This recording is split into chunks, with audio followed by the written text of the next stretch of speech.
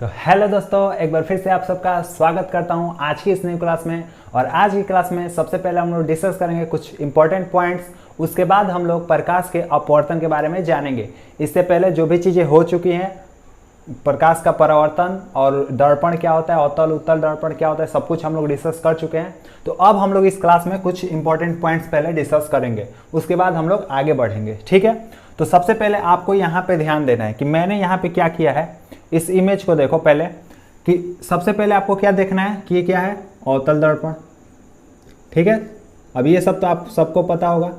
ठीक है, बिल्कुल ध्यान से एकदम आराम से देखना है। तो हम लोग इसमें क्या डिस्कस करेंगे कि जो U होता है और V होता है, U और V होता है। F तो आप लोग जानते हो कि मुख्य फोकस होता है। ठीक है, फोकस दूरी होता है, फोकल लेंथ होता है। U V क्या होता है ये हम लोग पहले डिस्कस कर लेते हैं। तो कुछ नहीं, बस ध्यान से देखो, ये क्या है, ध्रुव है। और हमने क्या डिस्कस किया है कि जो समस्त दूरियां होती हैं, जो पूरी दूरियां हम लोग किसी भी चीज़ की हम लोग दूरी नापते हैं, मेज़र करते हैं, तो हम लोग ध्रुव से ही करेंगे। ठीक है, तो ध्यान दो, ये क्या है, वस्तु है हमारी, ऑब्जेक्ट है ना। ये भी हमारा क्या है, ए बी ऑब्जेक्ट है। ठीक है, वस्तु है। और ए डैश बी डैश क्या है, ए डैश बी डैश इमेज है, प्रतिबिंब बना है।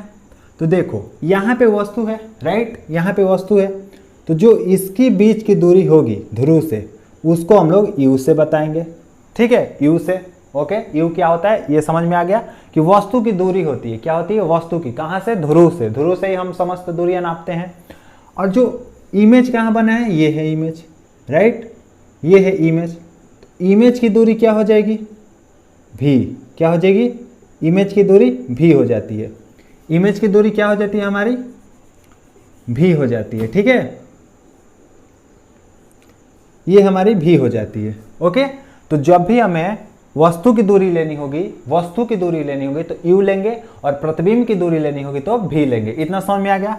और आपको ये तो पता ही होगा कि यहाँ से यहाँ क्या होता है, स्मॉल एफ माने मुख्य फोकस। ठीक, और ये भी पता होगा सी से यहाँ तक क्या होता है, ध्रुव तक आर होता है, जो कि त्रिज्या होता है। राइट, अब हम लोग देखते हैं पहला पॉइंट क्या है। जो चीज़ आपको पता है, ये पहला पॉइंट कि एफ और आर में रिलेशन क्या होता है, मुख्य फोकस और त्रिज्या में, कि जो फोकस दूरी होता है वो त्रिज्या की आधी होती है। राइट, या हम लोग कह सकते हैं कि जो त्रिज्या होता है वो 2f के बराबर होता है। 2f के बराबर स्मॉल f होता है। ठीक है, स्मॉल f इस यहाँ पे लिख दो। ठीक है, स्मॉल f। ओके, फोकस दूरी, मुख्य फोकस। ठीक, नेक्स्ट पॉइंट क्या है, अवतल दर्पण और उत्तल दर्पण के लिए फोकस दूरी का सूत्र। मतलब जब भी अवतल दर्पण में फोकस दूरी निकालना होगा, न्यूमेरिकल इसी से होता है, यहीं से।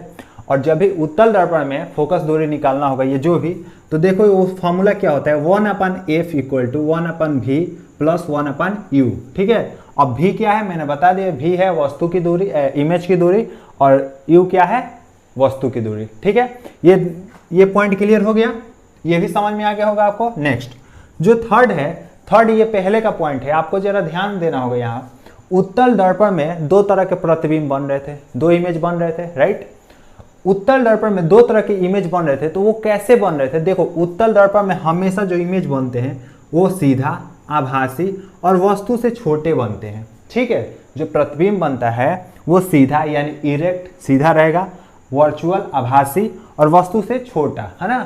तो इस तरह से इमेज उत्तल दर्पण में बनता है। क्वेश्चन आ जाता है कि किसमें प्रतिबिंब जो है वस्तु से छोटा, आभासी और सीधा बनता है। ठीक है, तो ये तीनों पॉइंट आपको क्लियर हो चुके होंगे। ओके, अब हम लोग आगे देखते हैं कि आवर्धन क्षमता क्या होता है, वो चीज़ हम लोग देख लेते हैं। तो दोस्तों अब हम लोग आगे बढ़ते हैं और देखते हैं कि आवर्धन क्षमता क्या होता है। लीनियर मैग्निफिकेशन, इसको रेखीय आवर्धन भी बोलते हैं। क्या बोलते हैं, रेखीय आवर्धन। तो सबसे पहले हम लोग जानते हैं कि इसको डिनोट किससे करते हैं, एम से दिखाते हैं, स्मॉल एम से दिखाते हैं आवर्धन क्षमता को। ठीक है, इससे भी बहुत क्वेश्चन न्यूमेरिकल्स बन जाते हैं। ठीक है, तो उसके बाद इसके बाद एक हम लोग न्यूमेरिकल भी करेंगे, जो फॉर्मूला हम लोग देखें, तो ताकि उस पर पूरा अप्लाई करेंगे जिससे हमें फॉर्मूला क्लियर हो जाए। तो सबसे पहले देखते हैं कि साइज ऑफ इमेज और साइज ऑफ ऑब्जेक्ट, मतलब प्रतिबिंब की लंबाई अपान वस्तु की लंबाई ही रेखीय आवर्धन होती है। रेखीय आवर्धन के बारे में थोड़ा सा बता देता हूँ कि ये इसलिए होता है ना रेखीय आवर्धन, जिससे पता चलता है कि प्रतिबिंब कितना बड़ा, किधर, मतलब उल्टा या सीधा कैसा बना है। ठीक है, इससे हम लोग पता कर सकते हैं। ओके, देखो जैसे कि अब यहाँ प्रतिबिंब की लंबाई अपन वस्तु की लंबाई हो गई, तो ध्यान दो ये क्या है, आई और अपान ओ। आई और ओ क्या है, तो देखो आई जो होता है वो प्रतिबिंब की लंबाई के लिए हम लोग दिखाते हैं। इमेज देखो, इमेज साइज ऑफ इमेज, आई से इमेज है ना तो आई से दिखा देंगे। साइज ऑफ ऑब्जेक्ट, ओ से ऑब्जेक्ट तो ओ से हम लोग दिखा देंगे। ठीक है, तो आई अपान ओ हो जाता है रेखीय आवर्धन। अब दूरी में लेना होगा तो जैसे वस्तु की दूरी और प्रतिबिंब की दूरी, तो माइनस भी अपान यू लेते हैं। क्या लेते हैं, माइनस भी अपान यू। माइनस से आपको कंफ्यूजन नहीं होना है। देखो ध्यान से, जो प्लस वैल्यू है मतलब जो पॉजिटिव होगा, जो धनात्मक होगा, जो यहाँ पे धनात्मक अगर रेखीय आवर्धन धनात्मक आता है तो सीधा और आभासी प्रतिबिंब बनेगा। जो प्रतिबिंब बन रहा है वो कैसा बनेगा, सीधा और आभासी। अगर रेखीय आवर्धन ऋणात्मक आता है, ऋणात्मक वैल्यू क्या बताता है कि उल्टा और वास्तविक प्रतिबिंब। प्रतिबिंब कैसा बना है, उल्टा बना है और वास्तविक। इस चीज को एकदम दिमाग में बैठा लेना है कि माइनस आएगा तो उल्टा एंड वास्तविक और प्लस आएगा तो सीधा और आभासी। राइट, तो इतना हमारा रेखीय आवर्धन यानी आवर्धन क्षमता, जिसको हम लोग लीनियर मैग्निफिकेशन बोलते हैं, ये पूरा हमारा क्लियर हो गया। ठीक है, अब यहाँ से जो क्वेश्चन बनेगा, अब हम लोग प्रकाश का अपवर्तन तो देखने वाले थे, लेकिन ये प्रकाश का अपवर्तन इसमें क्लास बहुत बड़ी हो जाएगी तो हम लोग आगे देखेंगे अपवर्तन को। ठीक है, क्योंकि अच्छे से समझेंगे बिल्कुल डिटेल में। इसमें जो हम लोग जो फॉर्मूला पढ़े उस फॉर्मूले पे एक क्वेश्चन कर लेते हैं और देख लेते हैं कि क्वेश्चन में हम लोग कैसे अप्लाई करेंगे। तो दोस्तों आपके सामने एक मैंने सिंपल सा एक क्वेश्चन रख दिया है, जो कि आपको जो मैंने अभी फॉर्मूला बताया उसको अप्लाई करके आपको हल करना है। ठीक है, तो देखो डरना बिल्कुल नहीं है, घबराना बिल्कुल नहीं है, आराम से हो जाएगा। जो भी चीजें दी है हम लोग पहले लिखेंगे आराम से। ठीक है, उसके बाद बारी बारी से हल करना सीखेंगे। तो ध्यान से देखते हैं, उत्तल दर्पण से 40 सेंटीमीटर दूर रखी वस्तु। पहले आपको ये देखना है कि दर्पण की कौन सी दर्पण की बात की है, उत्तल दर्पण की बात की है। और आपको पता होना चाहिए कि उत्तल दर्पण में जो प्रतिबिंब बनता है कैसा बनता है, सीधा बनता है और दर्पण के पीछे बनता है, मतलब आभासी बनता है, दर्पण के पीछे अंदर बनता है। ठीक है, ओके। तो उत्तल दर्पण से 40 सेंटीमीटर दूर। और एक और चीज ध्यान रखना है, जब भी दूरी की बात करेगी तो आप हमेशा वस्तु की दूरी u और प्रतिबिंब की दूरी v आपको लेना है जब भी दूरी की बात करेगी। तो 40 सेंटीमीटर दूर रखी वस्तु का प्रतिबिंब 10 सेंटीमीटर दूर बनता है। देखो 40 सेंटीमीटर दूर रखी वस्तु, 40 सेंटीमीटर दूर रखा गया है, जो वस्तु है वो 40 सेंटीमीटर दूर रखा गया है उत्तल दर्पण से।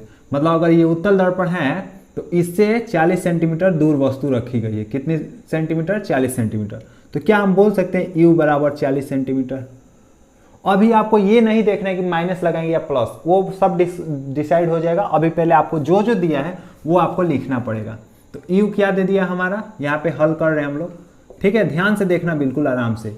u कितना दिया है, 40 सेंटीमीटर। उसके बाद दिया है कि प्रतिबिंब 10 सेंटीमीटर दूर बनता है। क्या, प्रतिबिंब। और प्रतिबिंब की दूरी क्या होती है, v होती है 10 सेंटीमीटर।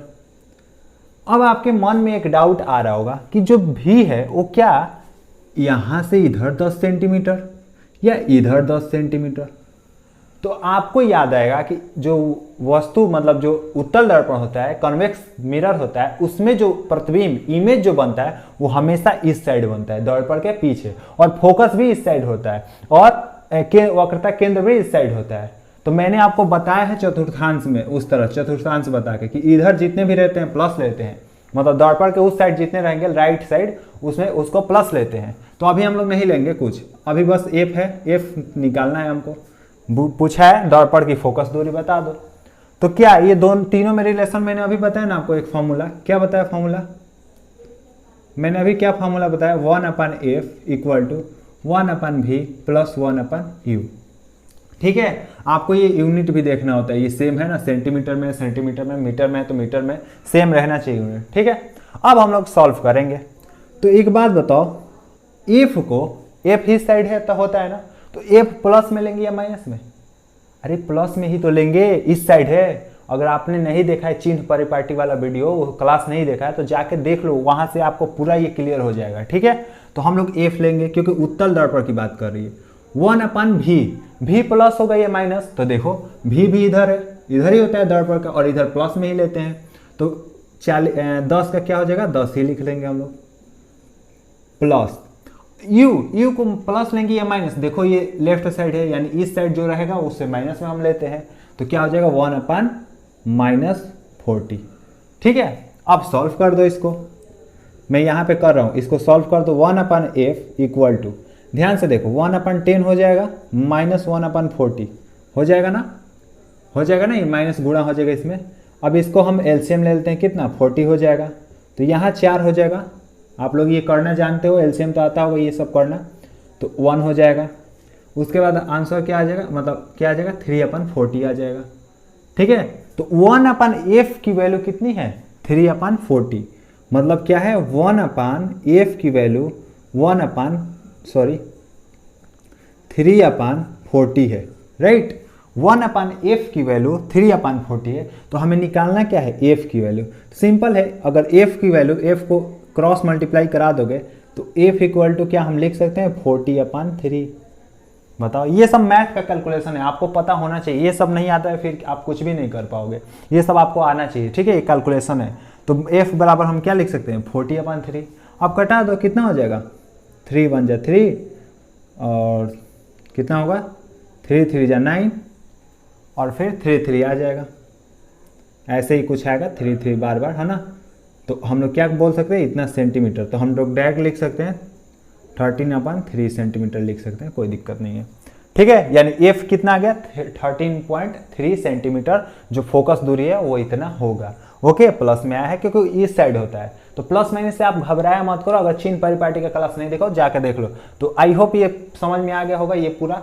तो आज की क्लास में बस इतना ही रखते हैं। आगे की क्लास में हम लोग प्रकाश का अपवर्तन देखेंगे, वो भी आराम से इजी तरीके से, एकदम क्लास में ही आपको याद हो जाएगा।